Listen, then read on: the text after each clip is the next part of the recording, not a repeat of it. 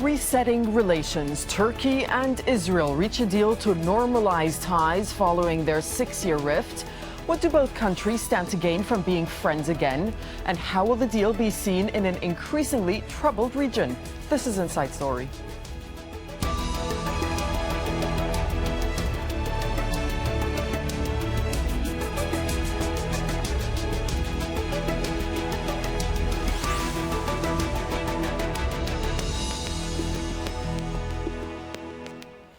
Hello and welcome to the program. I'm Dareen Abughaida. They were once close allies before relations soured 6 years ago when an Israeli naval raid killed 10 Turkish activists. And now, after many months of negotiations, a deal's been reached to restore relations between Israel and Turkey. Now, Turkish leaders describe it as a diplomatic victory and announced 10,000 tons of humanitarian aid is being shipped to Gaza on Friday via an Israeli port. Israel hopes the restoration of relations will pave the way for multi-billion-dollar gas deals. Before we bring in our guests, Jamal Shayal sets things up from Istanbul.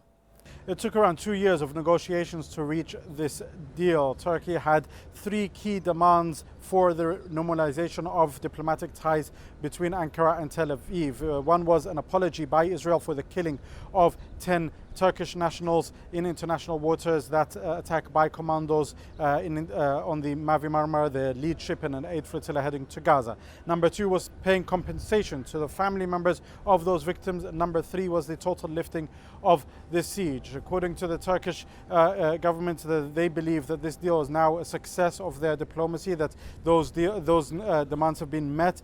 They said that the apology was made by Prime Minister Benjamin Netanyahu, and the compensation was being made. With regards to the siege, here's what Prime Minister Ben Ali Yildirim had to say.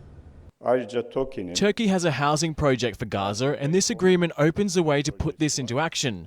The agreement reached, I hope, will help and benefit our brothers and sisters in Gaza. They have suffered tremendously, and thanks to this agreement, their suffering will come to an end.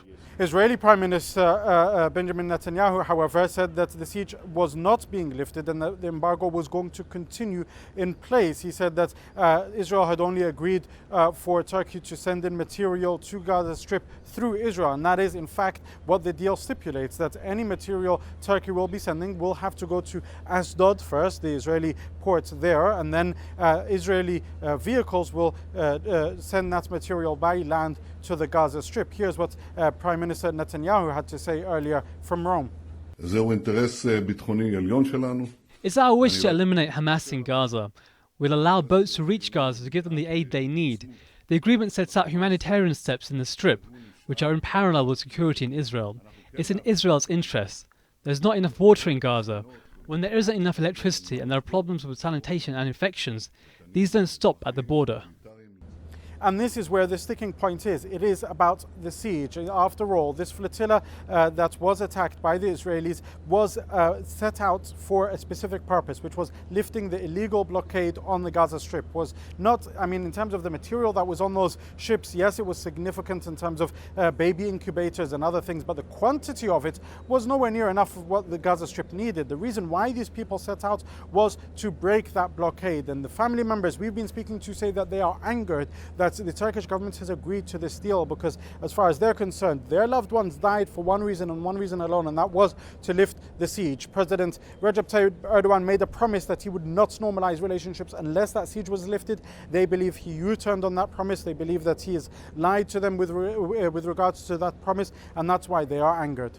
Let's now bring in our guests. Joining us from Tel Aviv, Daniel Nisman. He's a security analyst and CEO of Levantine Group, which is a geopolitical risk and research consultancy. In Ankara, Sinan Ulgen. He's a visiting scholar at Carnegie, Europe. Thanks for joining us on Inside Story. Sinan, before we get into the specifics of this deal, let me just first get your take on this announcement. And in your opinion, how normal will relations be between Israel and Turkey? This certainly was a deal in the making for almost the past 2 years. So it did not come as a surprise. It was a deal that was negotiated, and we know the details quite well by now. So the two sides have agreed on a lot of on a number of issues. But going forward, the biggest challenge to the sustainability of the deal is really the trust deficit between the leaderships on both sides. So this really provides an environment to bridge that trust deficit. But obviously, this is going to be the biggest challenge going forward in terms of how strong this normalization can be. Daniel, is trust missing between the two leaders at least? And when they say that ties now have been normalized, how normal will they actually be? I really think that it's a matter of time. I mean, we have to really wait and we have to see how ties progress, how the rhetoric, how the actions on both sides progresses, because this is really simply an announcement. This could end up being something more of a cold peace, or there's an opportunity to have a return to the very, very fruitful and positive relations that Israel and Turkey have enjoyed for the majority of the past half century. I think for the biggest concerns on the Israeli side really have more to do with security. Turkey is in a position where it has some influence over Hamas, and Hamas is an organization that controls Gaza. It's actively preparing its arsenal for the next conflict.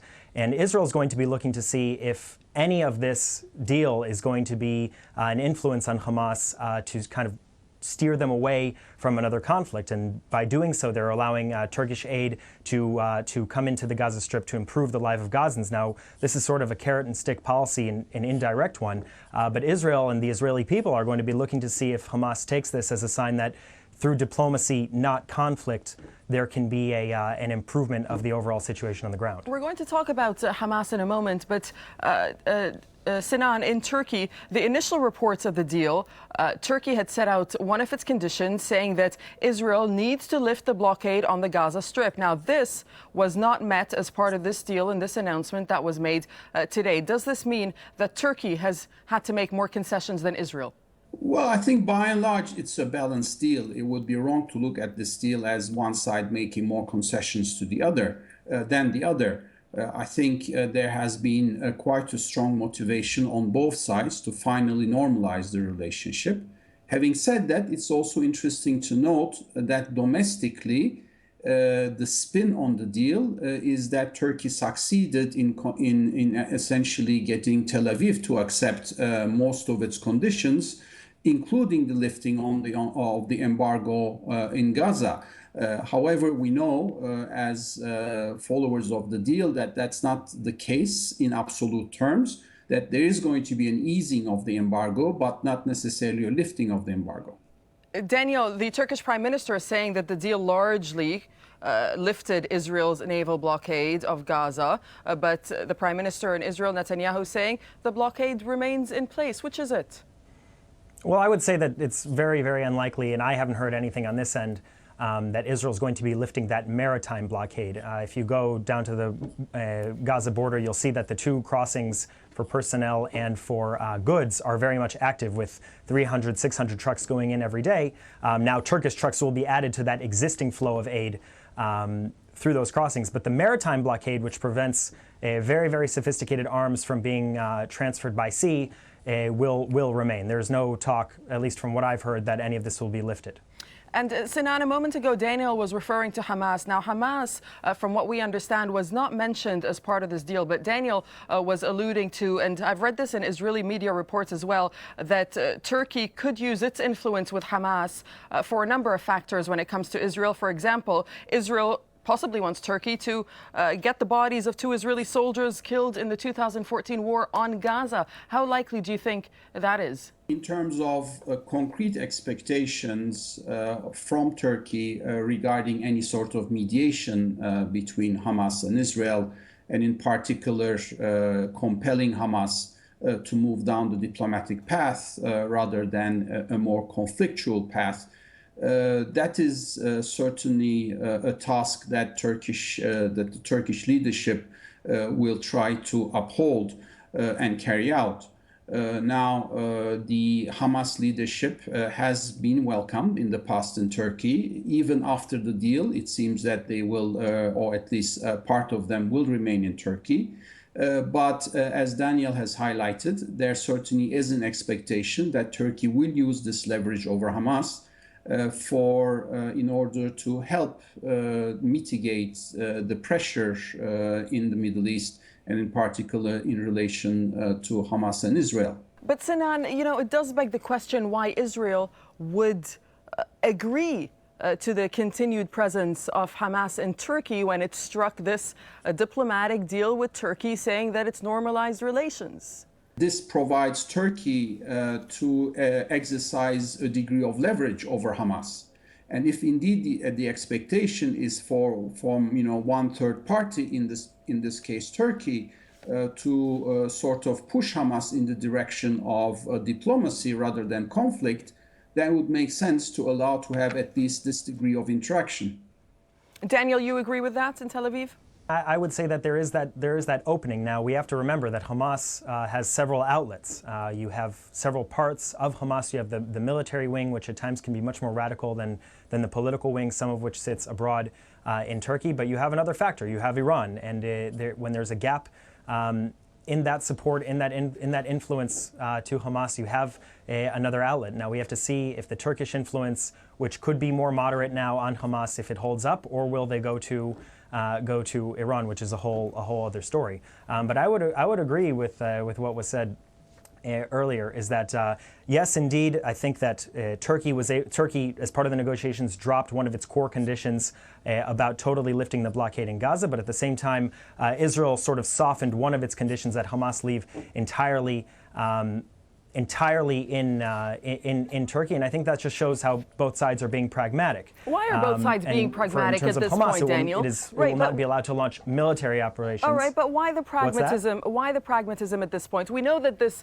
negotiations have been going on for a long time, but when you look at the geopolitics of the region, and some people saying the economics of the region as well, and Israel really needing customers for offshore gas exports, how much a factor is that? Well, I think it's two things. I think there's a high level of fluidity in the security situation in the region, and also in the economic situation worldwide. You have two actors. You have Turkey and you have Israel, which are both key powers in the region. And it only makes sense at this time that key powers, which by the way is not just Israel and Turkey, it's also Egypt, it's also Saudi Arabia, that they're all sort of moving around and trying to see how they connect with each other. And yes, you have Israel, which is the only non-Muslim country, the only non-Muslim power. But we can see that because of the recognition of who is more of who is more of a promoter of stability, Israel is increasingly being recognized as a partner in terms of stability and security at a time where you have all of these different non-state actors that by whom is Israel regarded that way? Right. So it only makes sense that both sides. Who regards Israel that way, though? Well, it would seem that by an increasing number of actors in the region, ranging from Turkey to Egypt to Saudi Arabia, pretty much everybody except for Iran is looking and sort of seeing how they can advance relations with Israel. Now, despite its small size, but it's increasingly being seen as an inhibitor of stability and a rational partner in terms of security. And now with the gas, also in terms of the economy. You also see Jordan and Israel and Egypt and Israel that are seeking to increase economic ties through the gas. So with the combination of economy and security. Daniel, this was something the Prime Minister Erdogan of Turkey at the time said this. And I'll put this question, though, to Sinan in Turkey. The Prime Minister in 2014 said normalization was out of the question. He's talking about ties with Israel. And he accused Israel of committing state terrorism, I'm quoting him here, against the Palestinians in Gaza during that war that we saw in 2014. So do you agree, Sinan, with what Daniel in Tel Aviv is saying, that countries in the region are looking to Israel as sort of the stabilizing factor? Well, I wouldn't put it exactly in those terms. The reason why this deal happened now is essentially that the Turkish government became more pragmatic after a number of years, especially after 2011, where it launched a rather aggressive and ambitious foreign policy, which really did not produce the type of influence for Turkey. On the contrary, it tended to tarnish Turkey's bilateral relationship and influence in the region. So now there has been an effort to recalibrate Turkey's foreign policy with the understanding that this past foreign policy activism had been detrimental to Turkish interest. But you know, you say Turkey has become more pragmatic. Has Turkey actually become more pragmatic, or has Turkey been forced into doing this? And I go back to the issue of economics that I was talking to Daniel with just a moment ago. Turkey needs Israel to help supply its natural gas after its relations with Russia have deteriorated over the Syrian war. Sure, but at the end of the day, it's the same thing. It forces Turkish policymakers to become more pragmatic. There are other reasons. The worsening security situation in the region is also a factor that has sort of compelled the two sides towards this rapprochement. The economic issue, leveraging offshore gas resources, was another one. But overall, what I'm trying to highlight here is that nowadays the Turkish leadership and the government is more receptive to these type of rational arguments as opposed to years past when the foreign policy was more ideological in nature. How much does this deal, Sinan, allow Turkey to play more of an economic role in Palestine and Gaza and the occupied West Bank? The hope is that it will be, because some of the components of the deal will allow additional Turkish investment, especially in social services. There's talk about building a hospital and managing it. There's talk about building a power plant, again, under Turkish leadership. So there's certainly hope that Turkey will contribute much more than in the past to the social and economic development of Gaza. Daniel, you're nodding along to what Sinan has to say, but let me just ask you along the same lines, how much cooperation you expect? Let's talk strategically for a moment here between Turkey and Israel. Well, I mean, I think that's one of the most sensitive issues right now. We really have to see how things develop, and I think the Gazan frontier is going to be a very, very good test case for that.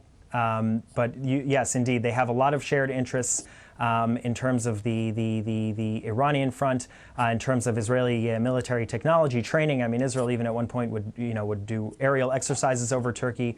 And then there's, of course, the entire Syrian front, which Turkey serves as sort of another opening for any sort of Israeli activity in Syria. But I think really time has to tell.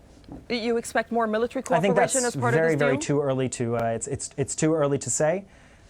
I think it's definitely too early to say. And by the way, I even think that the gas deal is a very long way away. I mean, it's not as if tomorrow there's going to be Israeli gas flowing to Turkey. We're talking about years before that. What this is a sign and a gesture of two countries attempting to be more pragmatic with the realization that that is the better option in a region like we have now. There's nothing, and you can ask any Israeli security official, they'll probably agree, you will have no immediate change tomorrow in terms of economy or security. It's the realization that it's better to work together rather than to have all sorts of bad blood from things that happened a very, very long time ago in a region as unstable as we have now. These countries that are the major powers have to work together, not against each other. Sinan, it's interesting, though, because just referring to what Daniel is saying, and let me add on to that for a second and quote a poll here that was conducted in 2015 by Istanbul's Kadir Has University. 42.6% of respondents in that poll said that they see Israel as their biggest threat. It's 2016 now. Has the public opinion changed, in your opinion, when it comes to Israel? And what does this figure exactly, almost half of respondents, tell you about the degree of hostility amongst some of the public in Turkey towards Israel? Yes, it's perhaps worth adding that probably most of these respondents are backers of the ruling AK party. And that is because in the past few years, there has been quite strident anti-Israel rhetoric from the AK party, which has influenced Turkish public opinion. So the hope is that now with normalization that's being set afoot, the rhetoric will also change, and that is likely to also impact public opinion. Sinan, how does all of this, though, shift the balance of power in the region in the Middle East?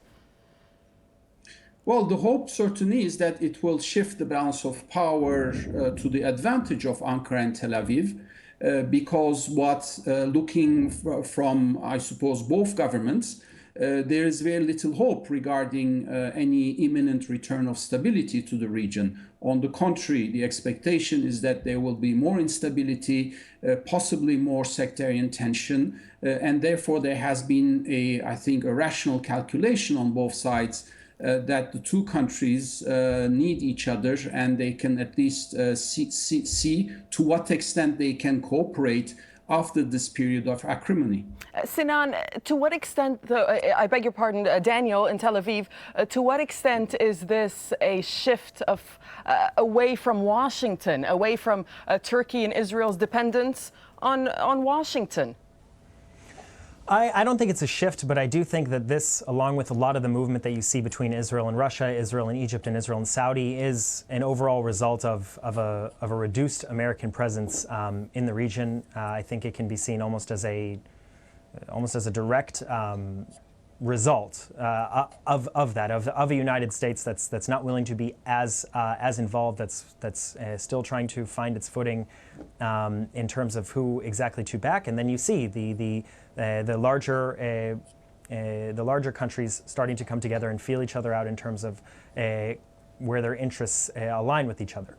How much, though, is a factor the fact that Netanyahu as well as Obama have had somewhat frosty relations, you can say, over the past 6 to 12 months, Daniel? I'm not sure. I'm actually not sure how much of an influence it actually is. You can actually see a fairly consistent Israeli policy towards its neighbors.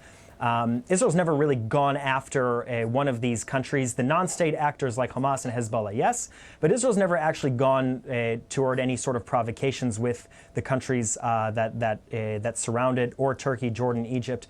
This is more of a continuation of sort of an open door, as long as, meaning in terms of as long as Israeli security interests are adhered to, then you can see that Israel's more or less willing to talk with any of these major players. I would say that this is actually a continuation of that policy, that sort of pragmatic policy that it's had for a very long time. You can see that once countries are willing to open their doors, that they see a willing partner with Israel as long as the security interests aren't hindered. And I would just like to add that we still really haven't seen that work itself out in terms of Turkish, the deal with Turkey, and we really have yet to find that out. But this is Israel even going forward and sort of going out on a limb. I mean, if you look at both sides of the Israeli political spectrum, they're both criticizing the deal right now. Some of them are saying that Hamas benefits too much from this, that there weren't enough Israeli assurances. You yourself mentioned that the bodies of the two Israeli soldiers and the Israeli civilians aren't being returned. So you can really see this as a sign that of the sort of yes, we will talk to you, we will work with you, as long as our security interests are mutual. Sinan, do you agree with that assessment that Daniel was giving? And also, from a Turkish point of view, is it really possible for Turkey and Israel, for the Erdogan government rather, to have fully normalized relations with Israel? Or is this just what we're seeing in the public, at least? What's going to happen in private? Well, we shall see that, won't we? Because on the one hand, it is certainly after many years of acrimony and a very harsh rhetoric, it certainly is going to be an uphill battle to rebuild trust, to bridge the gap that has opened. But the security environment is such that it is forcing the two capitals to work together. So I think now there is certainly willingness on both sides to bridge this gap and to make this normalization sustainable. But it's not a guaranteed thing. There's certainly risks going forward. So what are the risks, and what happens if this doesn't stick, Sinan? Well, the risks are, the risks that we saw in the past, namely if there is a new conflict between Hamas and Israel, where Turkey would be really squeezed between its new partner and the Hamas government that it is trying to support. Another factor can certainly be if Israel starts to blame Turkey for this new conflict and basically believing that Turkey has not delivered on its promise to put pressure on Hamas. So these are all the risks going forward.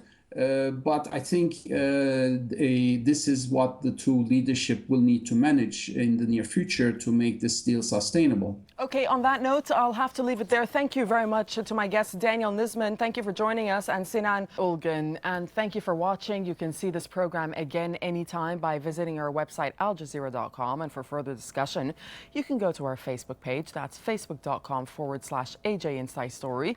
You can also join the conversation on Twitter. Our handle is @AJ Inside Story. From myself and the whole team here in Doha, goodbye for now.